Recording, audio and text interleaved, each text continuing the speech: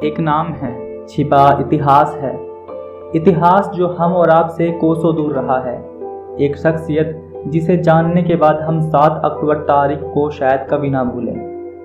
मैं बात कर रहा हूँ उस क्रांतिकारी महिला की जिसने भगत सिंह, सुखदेव और राजगुरु की उस वक्त मदद की थी जब ब्रिटिश सरकार उन्हें ढूंढने के लिए लाहौर के कोने कोने में मुस्तैद थी। आरोप था अंग्रेजी पुलिस अफसर जॉन सॉन्डर्स की हत्या।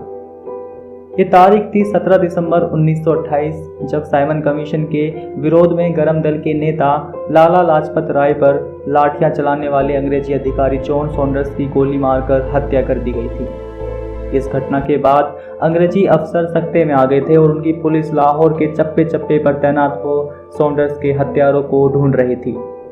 एक देर रात किसी दरवाजे पर दस्तक हुई। दरवाजे के बाहर भगत सिंह, सुखदेव और राजगुरु खड़े थे और उनके सामने खड़ी थी दुर्गा बोहरा उर्फ दुर्गा भाभी। वो महिला जो क्रांतिकार भगवती चरण बोहरा की पत्नी थी और इसलिए दूसरे सभी क्रांतिकार उन्हें भाभी कहा करते।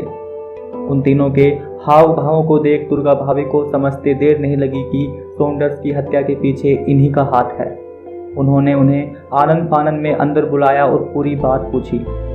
दुर्गा भाभी ने खतरे को भांपते हुए उन्हें घर में ही रुके रहने की सलाह दी, लेकिन खतरा अभी टला नहीं था। संभवतः जल्द ही पुलिस घरों की तलाशी लेते हुए उनके पास तक पहुंचती। राजगुरु ने इस संभावना को भांप लिया था और उन्होंने दुर्गा भाभी से कहा, हमें लाहौर से बाहर निकलना होगा, आप हमारी मदद करें। दुर्गा भाभी ने बेटे सचिंद्र के जन्म के बाद क्रांतिकारी गतिविधियों में सक्रिय रहना छोड़ दिया था, लेकिन उन्हें इस वक्त समय की गंभीरता और नज़ाकत का इल्हाम था और इसलिए उन्होंने बिना वक्त गवाए हामी भर दी। इसके बाद की कहानी आपने रंग दे बसंती और भगत सिंह जैसी फिल्मों में देखी होगी, जब दुर्गा भाभी भगत सिंह की पत्नी बनकर उन्हें अंग्रेजी अफसरों की नाक के नीचे से होकर लाहौर स्टेशन होते उस प्रांत से बाहर भेजती हैं। ये कहानी है उस बच्ची की जिसका जन्म इलाहाबाद यानी प्रयागराज के एक जाने माने और धनी परिवार में हुआ।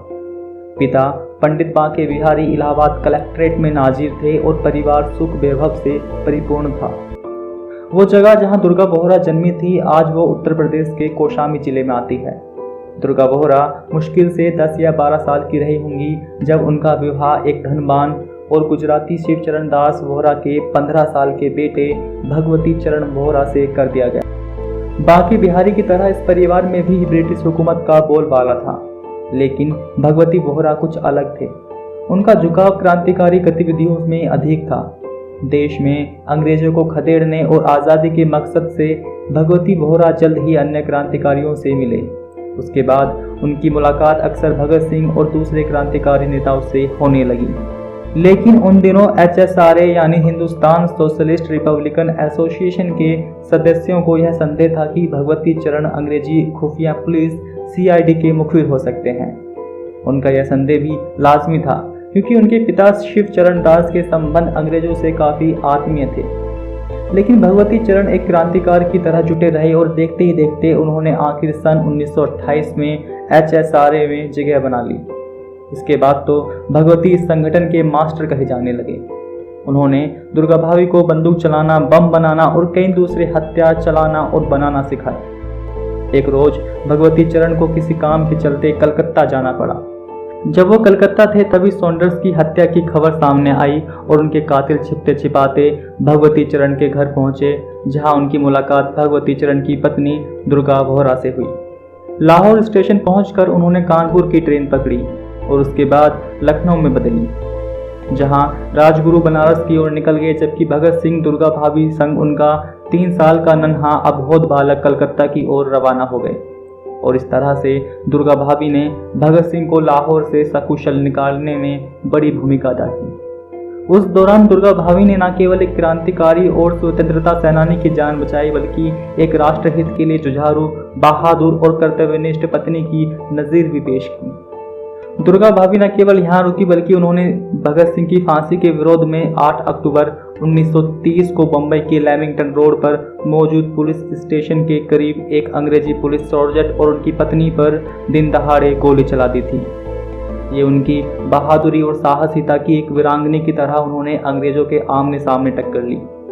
उनके साहसिक कदम ने सभी अफसरों को हैरत में डाल दिया था कि आखिर एक महिला इतना बड़ा कदम बेखौफ होकर कैसे उठा सकती है। लिहाजा इस कृत्य के लिए उन्हें गिरफ्तार भी किया गया। 30 मई 1930 को भगवती दास वोहरा रावी नदी के पास बम बनाते समय शहीद हो गए और पीछे छूट गई दुर्गा भाभी। जब वो जेल से छूटी तो बेहद अकेली हो चुकी थी, उनका जैसे सब कुछ खत्म हो गया था। सन 1935 में वो गाजियाबाद आई और एक स्कूल में बतौर शिक्षक पढ़ाने लगी।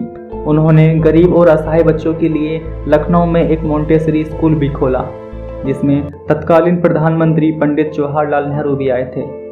15 अक्टूबर सन 1999 में इस क्रांतिकारी महिला ने अपने जीवन की अंतिम सांस ली। लेकिन दुर्भाग्य की बात है, आज भी दुर्गा भाभी का नाम इतिहास में अनछुपा रहता है, जबकि उस दौरान दुर्गा वोहरा ही वो महिला थी जिसने अंग्रेजों को चुनौती दे स्त्री सशक्तिकरण की एक बेहतर मिसाल पेश की थी।